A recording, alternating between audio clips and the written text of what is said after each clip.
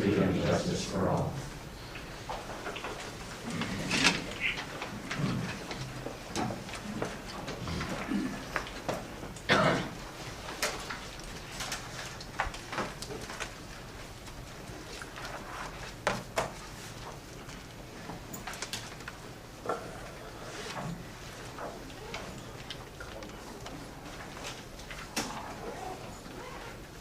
I'll start off with the public hearing. Anyone in the public wish to comment, make a presentation, or anything like that? Okay. Now we'll have a presentation from the SBS group.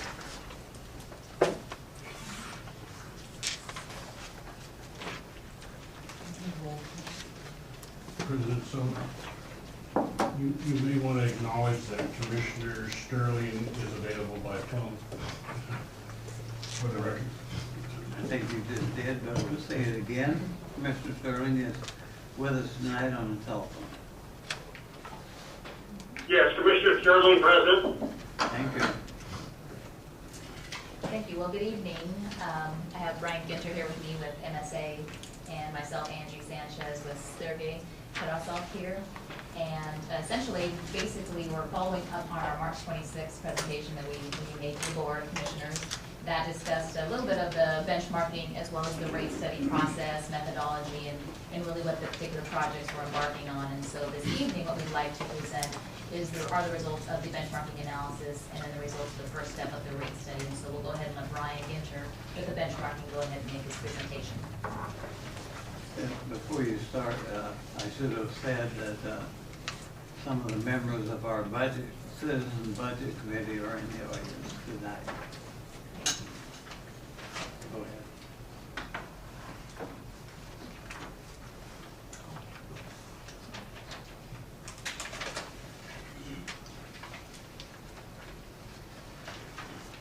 So I'm going to just ahead of time apologize in advance. I'm a little under the weather, so I'll try to keep my voice strong. If I get too quiet, please you let me know and I'll turn the volume up a little bit. What we'll talk about today is a recap of the March 26, 2013 presentation, just to set context, and then really focus on the results of the individual performance markers that we looked at, and then an overall summary of the findings from our study, and then leave some time for questions. So just a review of what water utility benchmarking is. It's a yardstick comparison. We use it to evaluate business aspects relative to others in the industry. So we're looking at staffing, efficiency of operations, and kind of overall financial parameters. The intent is for it to be a quantitative analysis, not just qualitative. We want to look at, get to real numbers around some specific performance measures, and then compare you to a peer group. And really the outcome we're looking for is to answer the question, how does Clackamas River Water stack up against its peers? So why benchmark? One of the reasons we're benchmarking is to answer this question of fact versus opinion. Are costs in line with other utilities? Are there things that make the district's conditions unique? And are you performing at an acceptable level based on these performance measures? And all of this is really to get to helping to support the answer to the question, are your rates ultimately justified? So we use specific performance markers to benchmark you against other utilities. One of the things we've used here is the American Water Works Association Fall Circuit program. Essentially, it was a large benchmarking study that was done nationwide and looked at several utilities. It doesn't cover all of the parameters we wanted to look at, but it does provide some information that we used, and we also developed other markers as well. We collected background data to support interpretation as well, because every utility is unique. So we're looking at number of services, the ratio of residential to non-residential accounts, demand in the system, and miles of pipe in the system, trying to get a general idea of the system characteristics as we go into the study. So we collected data for 2012 from Clackamas River Water and a selected peer group. And these are all the performance markers that we collected. We reviewed these with you in March. So this was the data that we collected and developed, 12 performance markers that we were using that cover essentially three categories. We look at system performance, staffing levels, and then generally financial performance. So the study peer group included the AWWA Fall Serve data, so that was national nationwide, looking at utilities from 10,000 to 50,000 customers. As you go through the data, you'll see that the QualServe is only included for certain performance markers because we did select several that were not within the data set for the QualServe study. Then we also looked at several local and regional utilities. We queried 7 and we got responses from 5 specific ones. Those are Sunrise Water Authority, Rockwood Water PUD, the Oak Lodge Water District, Clark Public Utilities, and Canby Utility. We focused on districts instead of cities because it's easier to quantify specifically the structure related to the water utility, so there wouldn't be any discrepancy there. We tried to pick utilities that range from a little bit smaller to a little bit larger than CRW. Got to cover that range. So we'll get into the individual findings in a minute, but we looked at system performance, staffing levels, financial performance. We presented the results graphically for each utility and then as an average of the 6. And the one thing I want to point out here that's important as we go forward is that it was a fairly small data set, and so interpretation of the data is a little bit limited. What we're really trying to do is identify whether there are any obvious outliers that warrant further attention at this stage. So we didn't want to go into a very significant study and really get a lot of detail, get hundreds of utilities, when what we want to do first is just see, are you in the range for a small data set to make sure that there isn't some obvious category that warrants further investigation. So start with a summary of the system characteristics. So here we've listed the number of customers, demand per customer, percentage of customers who are residential, and miles of main per account. And I want to focus on 2 numbers here that are significant as we go forward. And the first is that average daily demand per customer. Clackamas River water is fairly high compared to all the others, and so this is important. And then also miles of main per account is high, and I'll show those to you graphically, but it just helps rather than looking at tables. So CRW in red in the middle there has the second highest average day demand per customer of any of the utilities in the data set. Rockwood Water PUD is high because they have one very large commercial customer. In your case, it's a combination of some slightly higher residential uses, but also the fact that you have a high ratio of non-residential to residential customers. And so those 2 factors result in a high demand per customer, which as we go through some of the other findings, we'll want to keep this in mind because it does impact some of the results. The other one that was significant is miles of main per account. Again, we're at the very high end of the scale on this. Only Clark Public Utilities was higher in the data set. So you have a lot of infrastructure for the number of accounts that you have, and that's important as well. You have to maintain more pipe in the ground than other utilities do for the same number of customers. So with that, we'll get into the specific performance markers. The first one we looked at is main breaks per mile of main pipe in the ground. So what we're trying to get to here is, how is the system performing? Are you spending a lot of resources and a lot of energy repairing broken mains and other issues? And what we saw is that, generally speaking, you're in line with the average. You are a little bit at the higher end because Rockwood Water PUD at 0.2 here does skew the average a bit. And so while you're in line with the regional average, if we were to remove Rockwood, you'd see that you're really at the high end. This is not terribly surprising. Clackamas River water is an older system. There's a lot of older pipe in the ground, and so we would expect to see slightly higher than average breaks per mile of main, but again, not an outlier. The other measure of system performance that we look at is unaccounted for water. And this often goes hand in hand with breaks. If you have significant breaks, you often have significant leaks as well. What we saw here is that your unaccounted water percentage is fairly low, so you don't have a lot of water loss in the system. You're actually below the average, which is a nice result. It's an indication that you're managing your main breaks fairly well, and you're also managing leaks fairly well. The next category we look at is staffing investment. We look at this a number of different ways. We actually had 3 different performance measures that we used to look at staffing levels. And this is because of the challenge of normalizing staffing levels when the systems vary so much. And so here we presented 2 of those.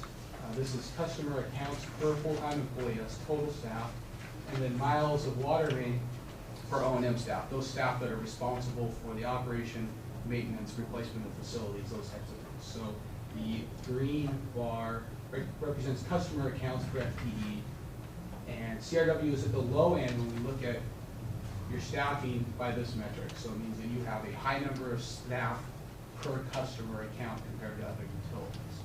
So the lower the number, the more staff per account. So, but when you look at the other two measures, and this is the reason we looked at the other two, you see a little different view. And so this is where it's important to kind of distinguish the different ways of looking at it. So if you look at miles of water main per O&M FTE, 15.4, now you're below the average. Again, you've got, you're below the average, which again means that you've got a high number of staff per FTE compared to, high number of O&M FTE staff relative to the number of miles of main compared to others, but you're not by any means an outlier in this, you're in the range.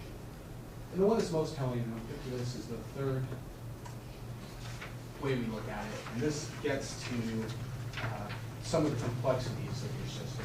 So we look at full-time employees, get total staff now per operational facility. So for pump station, reservoir, all of those facilities in the system, and trying to capture that the more facilities you have, the more complex it's going to be to operate. We want to reflect that. A big flat system has far less mechanical issues, reservoirs, and other things to deal with than one that has a fair amount of topographical difference, which you do. And what we see here is that Clackamas River water at 1.3 is just above average, but right in the middle range. So overall, kind of looking at all three, what we see is that you do have a slightly higher level of staffing than some of the other utilities in this data set, but you're certainly within the brackets of what we would expect to see.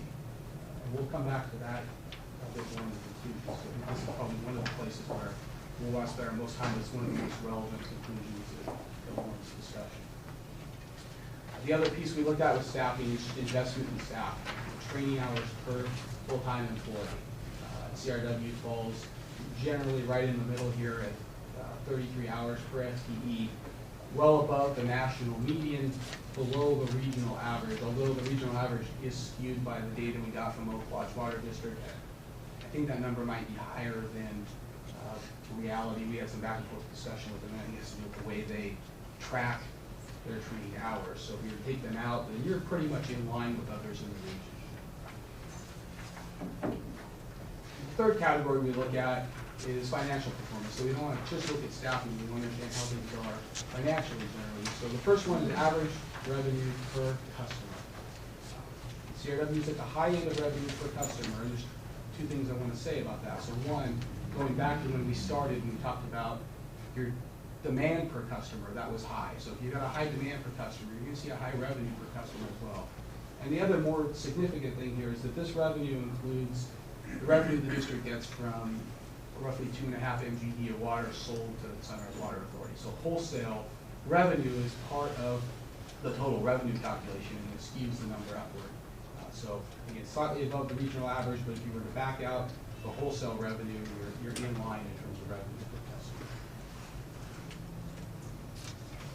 The next couple of graphs, we've again presented budget for O&M and capital, looking at two different ways of normalizing the data. So either on a per account basis or on a per million gallons of water delivered annually. So for O&M budget here, Clackamas River water is not in red anymore, so it's right here in the middle. On a per customer account basis, above average. And again, as we talked about, it should be higher than the average because you have more infrastructure to maintain per customer account than others. And then we look at it the other way in terms of per million gallons of water delivered, and we see that you're right in line with the regional average. In fact, almost exactly at the average budget on a water delivery basis. We look at capital budget the same way, both in terms of per account and per million gallons of water delivered. Again, Clackamas River water here in the middle. And again, on a per account basis, it's running a little bit high. You've got a lot of infrastructure to maintain. I reinforce that because this is an important distinguisher. But on a per million gallon basis, you're down below the average in terms of your capital investment. And again, this isn't terribly surprising because it is an older system. You don't have quite as significant a need for capital investment for new facilities, so it's primarily related to replacement renewal of facilities. And then the final performance marker we look at And this is just kind of a general financial health question, looking at ratio. The other thing this does is helps us kind of glean some of the differences in utilities in terms of age sometimes. So Clackamas Water has a very low debt ratio, the ratio of liabilities to assets. Only Okalaj Water District is lower, and they've taken a generally a policy that they don't borrow for projects, so theirs is almost zero. Clark Public Utilities is very high. Sunrise Water Authority is very high. These are younger systems that have put quite a bit of investment into new facilities over the last 20 years, and so it's reflected in their high debt ratio.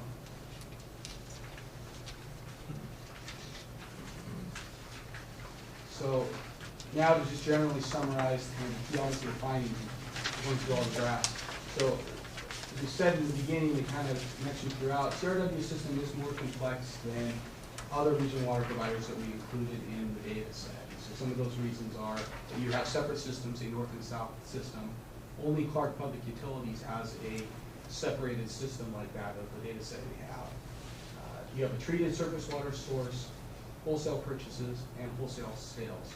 None of the others in the data set have all of those compounding effects. A few of them have a treated surface water source.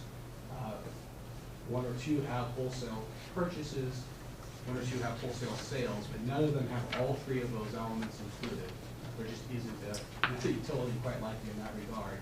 And then again, your high distance between customers, so there's more infrastructure required to serve the system. So what we saw is that the distribution system performance is similar to other regional water providers. So we saw low incidence of main breaks, below average unaccounted for water. It appears the system performance is generally pretty adequate. Staffing levels and investment are near the average for the region. So we saw that accounts for staff are above average. Staff per operational facility is average. Miles of main per owner staff is above average, but within the range of what we expected for the size of the data set, and it's supporting and maintaining a relatively low incident main breaks, and certainly that low unaccounted for water. So it's reflected in that your staff are able to go out and be proactive and respond to leaks and other things before it's become more significant. And then financial performance is similar to other regional water providers. So we saw annual revenue per account was high. The reason there is that you have a larger commercial base, and you do have wholesale revenue that skews those numbers. O&M budget, I believe, may reflect system age to some degree. It is higher than others, but that is a function of a lot of times of system age. Capital budget is near average, actually a little bit below, depending on the metric you use, a reflection also of system age. And then your debt ratio is low, which typically is an indication of the maturity of the system. You're not needing to borrow for significant facilities for growth in the future. An overview of those basic findings. Before I ask for questions, I guess just make a general statement.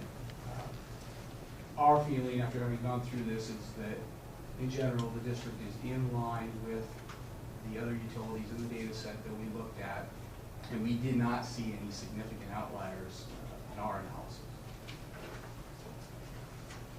Are there any questions? I had one, but I've got it answered, so fine.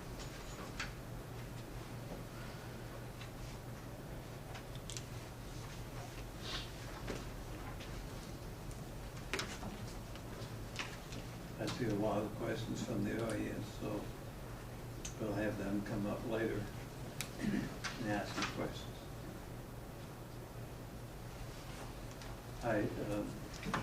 Since we began, Pat Russell, the chairman of our budget committee, came in, so he's here to study this presentation.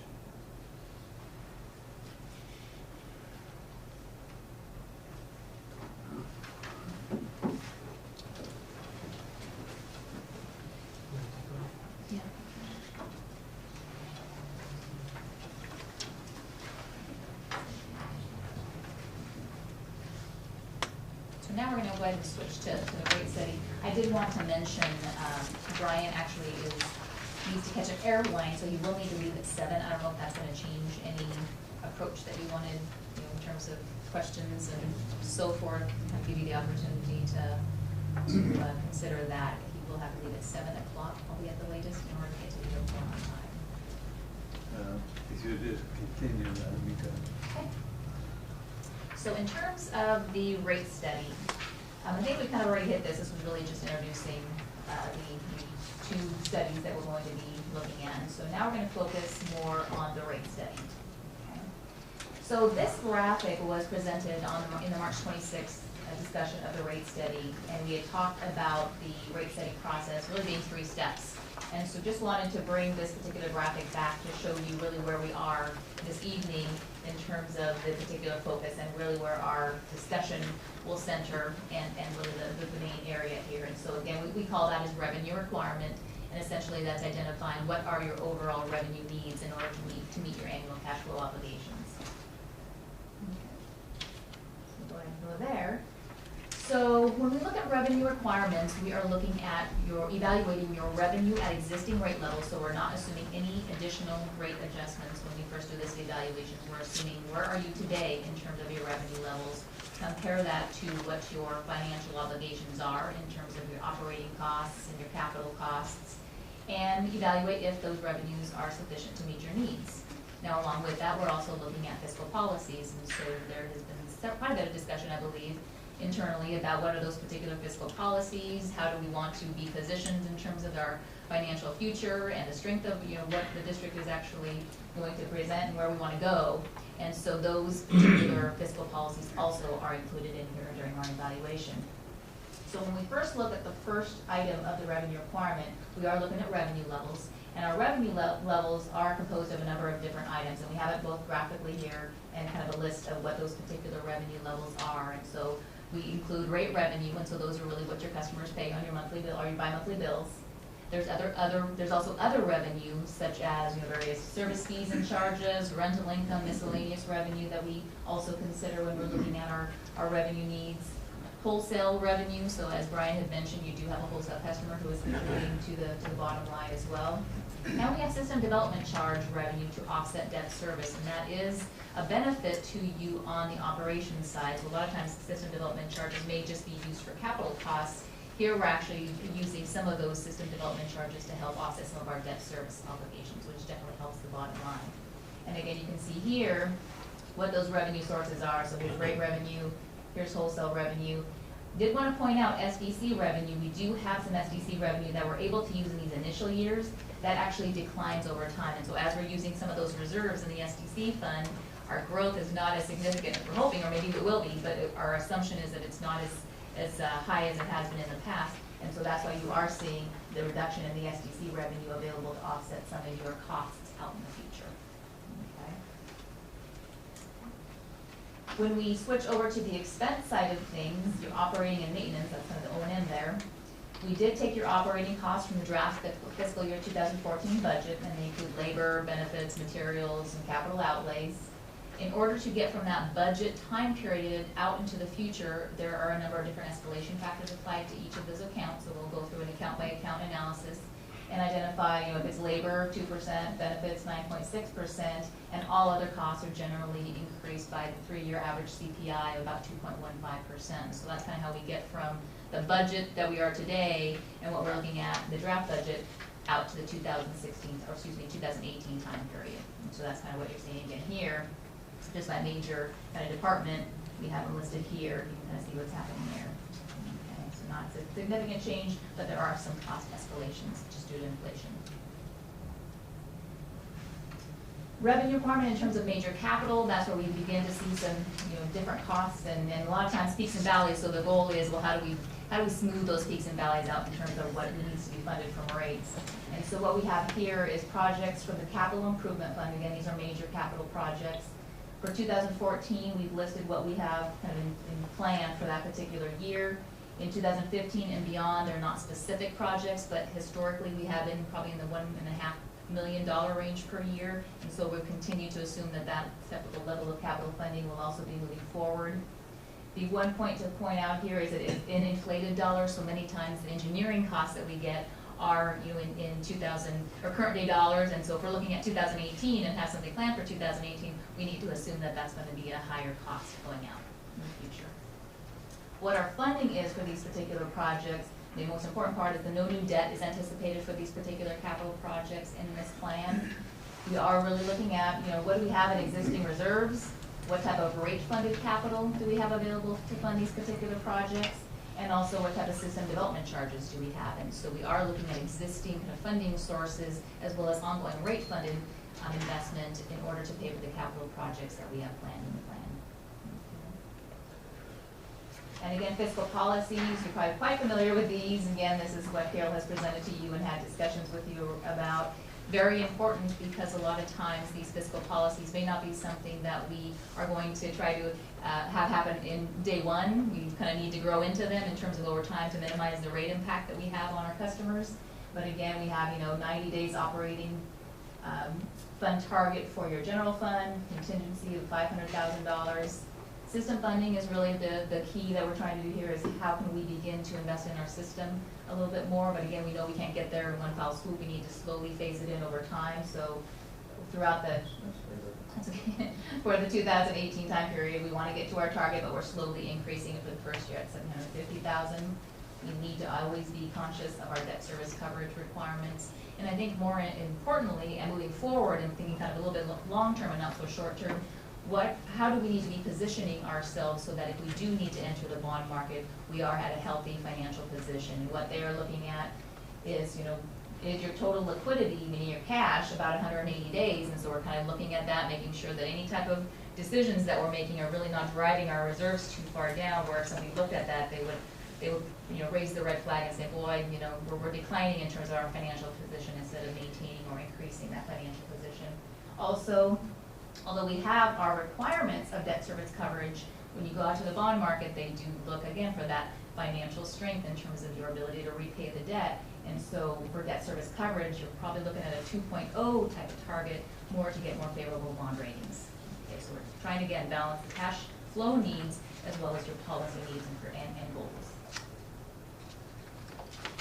So when we bring that all together, so we talked about your rate revenue, your cash operating, your existing debt service, new debt service, capital funding, rate funded system reinvestment. Basically, this is what is represented in the bars. And so again, you can kind of see by the color coding, cash operating expenses, existing debt service you can see here, rate funded system reinvestment you can see is growing as we go out over time because we're trying to get to that 1.7 million target. When we look at our obligations, we then compare them to our revenue levels. And so I have two lines here. The first one is rate revenue, and that's in the blue. That's strictly just saying, what am I covering from rates? So if I didn't include my wholesale revenue, my SDC revenue, my other revenue, where am I just with the rates that I have coming in? The next line includes everything, and so this is your total revenue. So that includes all revenue sources. And we just wanted to really represent the fact that if we just have rate revenue, it's different. There is a benefit from having those other wholesale revenues coming in and a number of different other miscellaneous fees and charges. That does provide a benefit in terms of some rate relief, and so we wanted to show that as well. But also can it emphasize the volatility of the growth-based revenue, such as system development charges? So in down years, if you don't have that revenue coming in, you're relying specifically to your rate revenue, which is a lower number on its own. Right, so this top line could actually go a little bit lower, closer to just the rate revenue line if our other revenue declined for some reason, such as system development charges. And so what we're seeing here is in 2014 and beyond, our revenue is not sufficient to meet those obligations that we talked about, meeting our operating and maintenance costs, our existing revenue levels, and the capital needs that we're trying to accomplish, as well as some of those fiscal policies. And so when we looked at that and put some quantitative analysis to it, what we're looking at is for the 2014 time period, it was about a 17% increase that is required in order to get these two lines, so again, that they're above and meeting your overall cash flow needs on an annual basis. Followed by that, and again, this is similar to trends that we saw in the first analysis, 2015, an additional 9.75%, 2016, 17, and 18, you're at about the 7.5 range in terms of additional rate increases that we see there. And so again, here, some of the main perspectives are we are trying to get up to that fiscal policy of cash financing more in terms of our system infrastructure. So we're starting at 750, trying to increase a little bit more over time in order to do that, and trying to, again, just improve our financial strength in terms of where we are. Right now, you did have a 14.25% rate increase adopted for 2014, so that's kind of the comparison, 17 versus the 14.25. And I think this also tries to just kind of talk a little bit about really what are the reasons for that 17%. Again, the rate impacts are due to continued progress towards meeting the total needs identified during the last study. And so for those who were not familiar, during the first initial rate study that we took, there was identified at about a 28.5% increase of need in terms of that first year, which would have been 2013, fiscal year 2013. The board had decided to go 14.25% increase. So we're continuing to kind of make progress to the deficit that we had already initially identified as being there. Again, as we discussed, you're phasing in the increases of the system reinvestment, $750,000 to $1.75 million. Reduction of SDC revenue, as I showed you in the slide on revenue, that yellow bar on SDC was kind of declining a little bit over time. So we are losing about $186,000 because we just don't have as much SDC revenue coming in those latter years. Okay, so we need to make up for that. And then finally, debt coverage requirement, which is very significant. Without a rate increase, you can see you're not meeting the 1 and the 1.25 increases, and so that is a big factor when we're looking at what rate adjustment needs do we have. We have to be cognizant and important to look at, track, and make progress towards meeting that coverage. And so after our rate increases, then we're healthy and we're meeting our objectives and our fiscal policies at that time. And so with that, what we wanted to do is to turn it to Sergey here and have the ability to do a little bit of an interactive process and wanted to open up the discussion and maybe show some different results in terms of, well, here's kind of the proposed alternatives to meet what we believe is, tracking against your fiscal policies, trying to make progress towards that, meeting our cash flow needs and our overall requirements. We have, as you see there, the 17% in that rate strategy that we presented in the slides before.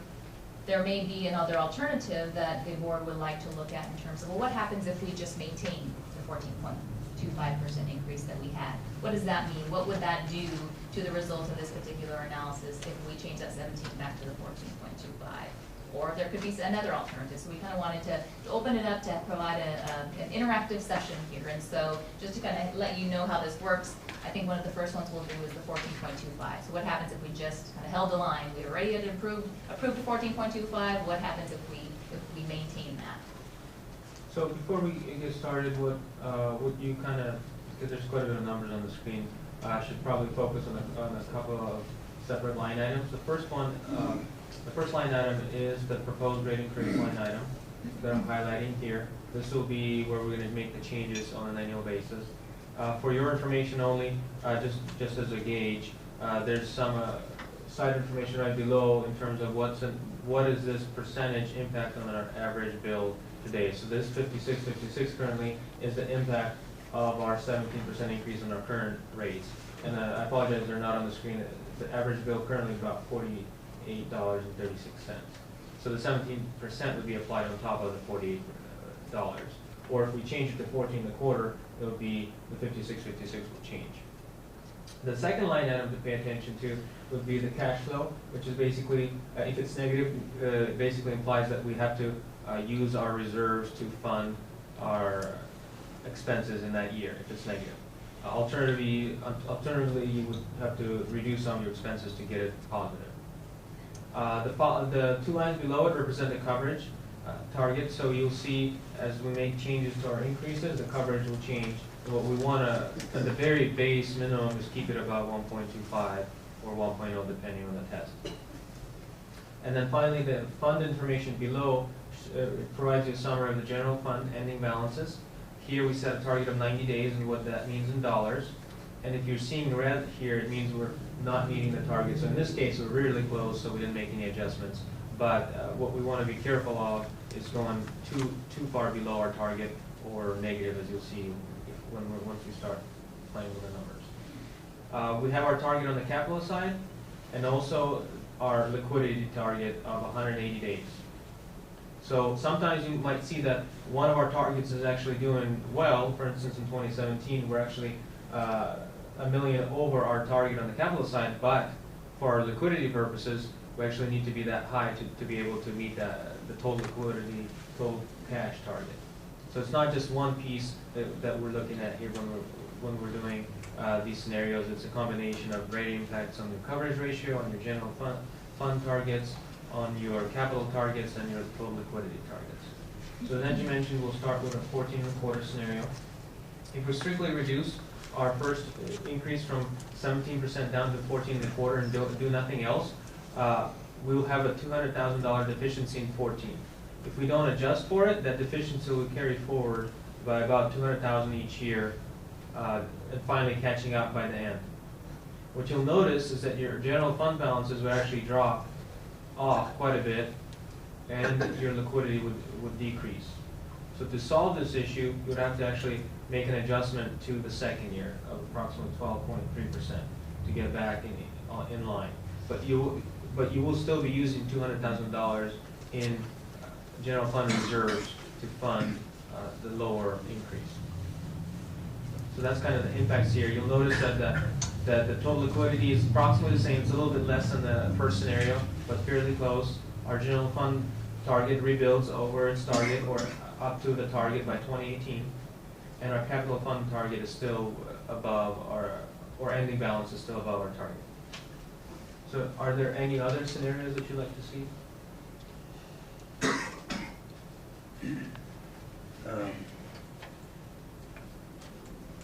I'm interested in talking about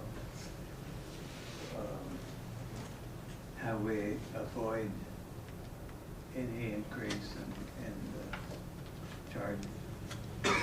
So Did you take into account that our treatment plant is only operating at 40% of capacity, and there are scenarios available that we could sell the water or use it ourselves without a very large increase in staffing at the water treatment plant? So in terms of operational changes, we did not look at that. Okay. Cindy, you had a scenario that you wanted to. Yeah, it's a minor adjustment. It's in the second year, changing that rate to 12.5 as opposed to 12.3. Then leaving an ability, and if we, with this type of budgeting, would we have the ability to make capital improvements necessary, that's not capital improvements, necessary operational improvements that as they may come up. Will that amount of money, that the liquidity we're talking about, and the funds that we send up, will, following this kind of a rate processing, would that give us the ability to say, update the plan as it comes along, that sort of thing? Will there be enough funds in our funds to take care of that? So currently, the program kind of looks at the big capital, the 5-year capital expenditures look at about $1.5 million per year in projects. If you were to say do a significant, let's say $5 to $10 million project within a 10-year period, you would most likely assume debt service. And at this point, this scenario is not factoring in that additional debt service into it. With this structure, you'll be a lot better prepared, but it would have to be reevaluated based on the size of the issue and the timing of the issue. That's the important part. But with this scenario, we're not accumulating above and beyond for any kind of target in the future. We're just trying to maintain our annual renewal and replacement program at about 1.5 plus inflation in the future. We're not pre-setting any money aside for any known project within 5 years or beyond. So basically then, using that logic, what we're looking at would be having 191, let's call it 192, because I can't see the 191, $192,000 that we need to either adjust the rate upward for, or to find in the expense budget to eliminate. Correct, or you can use your reserve and complete your reserve. Well, yes, but I'm talking about just an either-or situation, not Yeah. use the reserves. Yeah. In order not to use reserves. So that we can build the reserves, like this particular scenario throughout the 5 years is allowing for the building of those Right. reserves, which would then give us money at the end of 5 years to have available if a major project came up. Right, it may not, it probably won't fund all of your major major project, because it would depend on relief, well, you know, what is that capital Right. cost? But there are some funds that you would have available to balance it out, you know, reduce Exactly. debt, whatever. Thank you.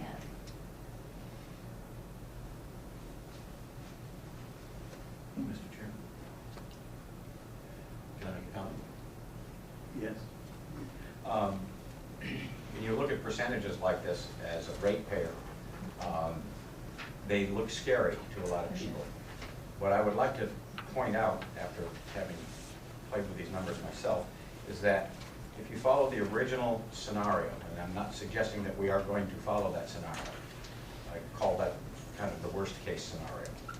But if you follow that original scenario with the 17% and the subsequent other raises, what that means to the average ratepayer is approximately $20 over a 2-month period of time at the end of 5 years. So what you're looking at is at the end of 5 years, the average ratepayer monthly bill, and we bill bi-monthly, but the monthly bill would be $10 a month. That's not quite as scary as looking at all those numbers, and I wanted people to understand what that actually means in terms of their pocketbook. If we adopted that as it stands, and I'm not saying that we will, only that if we did, as a worst case scenario, what it means is $20 approximately in 2 months at the end of 5 years. That's how much your bill would have gone up. And I think it's just important for people to understand that we're not looking at something where you're doubling and tripling your bill or anything of that nature. So I wanted to put it in dollar terms so people have a kind of an understanding of what it actually means. Thank you. Mr. Chairman's question? Pat? A couple of questions. First of all, I haven't heard any information about where current reserves stand. Are you effectively saying that we don't have much in the way of reserves? Or, so, anyway, I'm not comfortable without knowing what the existing cushion is. Second question, are you advocating in that 17% an additional roughly 3% on top of the 14.25 or in addition to the 14.25? So it'd be the 14.25 and the incremental difference, so 2.75% higher than the original plan. Okay, because based on the calculations I did last year, we are already at about 70% increase. Percentage-wise, we are close to doubling our base rate. And that actually brings me to my other question. Are you promoting the idea that this would go into the base rate, or how would it be distributed? Because we got whacked on the base rate 42.75% last year by our staff's request. Do you want to start? Yeah, so the first question related to the current reserves, and I think you actually have it quite Right, these represented are quite not well here. quite, these are forecasts for a year further, but we're starting 14 with adequate general fund reserves. We're at our target. Our capital improvement reserves are above their target, and our combined liquidity is actually positioned really well. That's assuming we do a 17% increase. If that does not happen, obviously we can actually play around with that experiment, and we would deplete our general fund pretty much almost to zero. And our future forecast would be negative. Our coverage would be in default immediately. So it depends on what happens in terms of the increase in output. So that's the first one. The second one I had the 70% increase, but I think that was That's the just fixed the- charge. No, I think, was that the comment related just to previous forecast or the base case scenario in terms of Well- 5 year impact? Oh, yeah. Yeah, when we go back to what we did last year, by the time in terms of the base rate, we bumped it nearly 50% for residential customers. We're bumping it potentially already by board decision, another 14.25%. And so now if we're up to 17, say 20%, then we're at 67, we're close to 70% bump in the base rate in a 12 to 14 month time period. So, right, and so we have not gotten to rate design, so the first 3 steps, the third step is really what determines, are you gonna put it in the fixed, are you gonna put it in the variable, you know, what should you do with it? However, just one But point of the current, clarification. excuse me, the current increases that are already in place are in the residential base. Sure. They are already at the, whatever it is, 65%. Sure. And, you know, in terms of our perspective, when we look at your fixed and your variable costs, how you incur them, when we look back at that, you incur costs, fixed costs on your system are about 82%.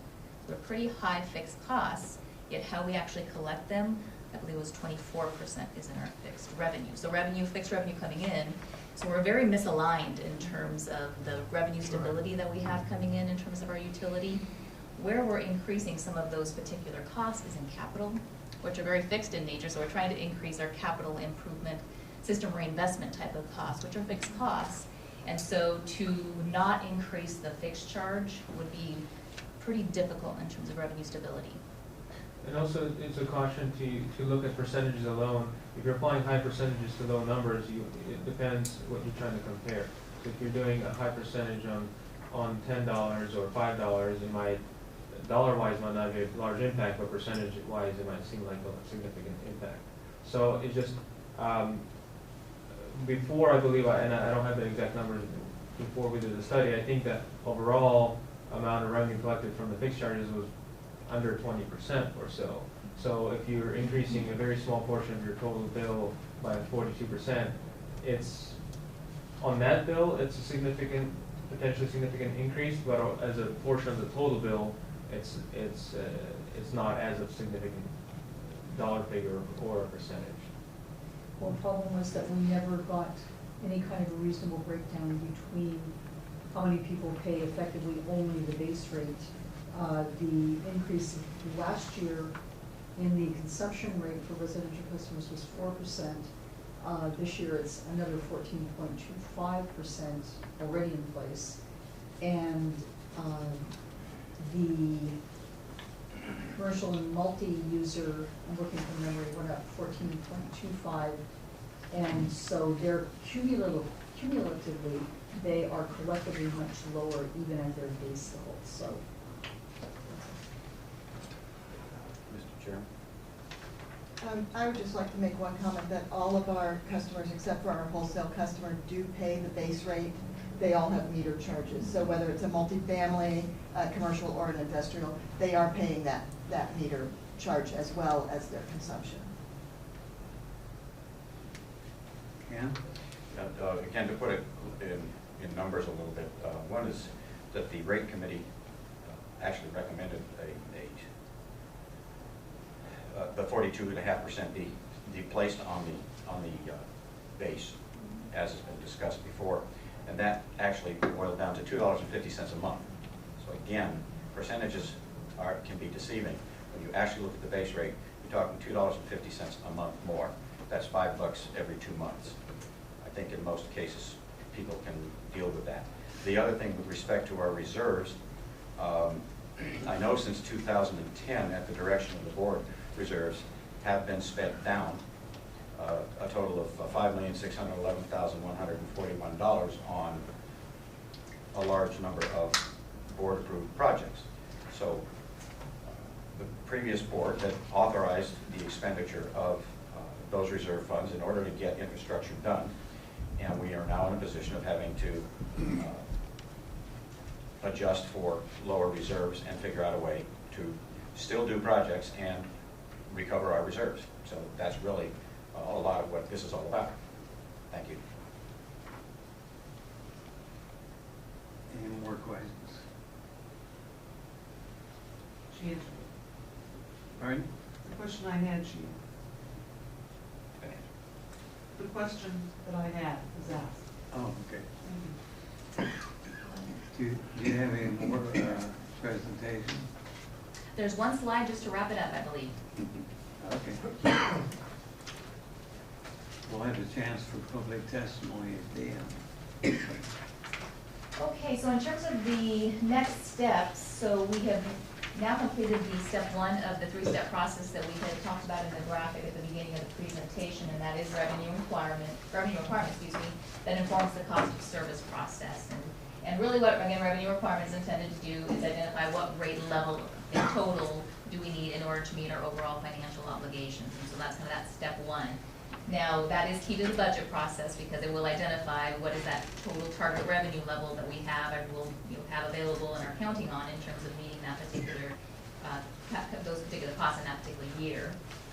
The important part about the revenue requirement is that cost of service then takes whatever information, whatever that target is from the revenue requirement, and then begins to split it out between your retail customers. And so now that we know, let's say if it is the 14.25 or the 17%, we kind of need to know that number in order then to say, of that 17%, how does it all parse out to each of your customer classes, residential and non-residential type of customers. And so that would be that next kind of decision point. We're going to kind of come to you with key milestones. This first one is now revenue requirement, and I'm trying to identify what is that overall system increase that we want to move forward, so then we can complete the cost of service analysis. And I don't think we're going to try to get a particular decision this evening, but that is something that we're going to want to have fairly in the next, maybe a couple of weeks in order to complete the cost of service process for you. And again, that breaks it out by customer class.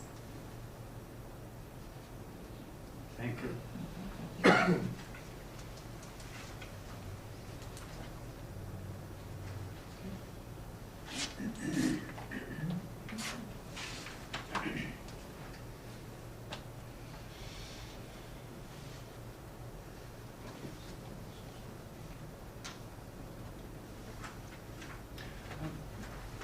Cam? One of the slides that you showed, is you changed from 17% to the 14 and a quarter percent, and then that adjusted the other rates. But we don't have that as an alternative in our packet. Could you provide that to us? Okay. Thank you.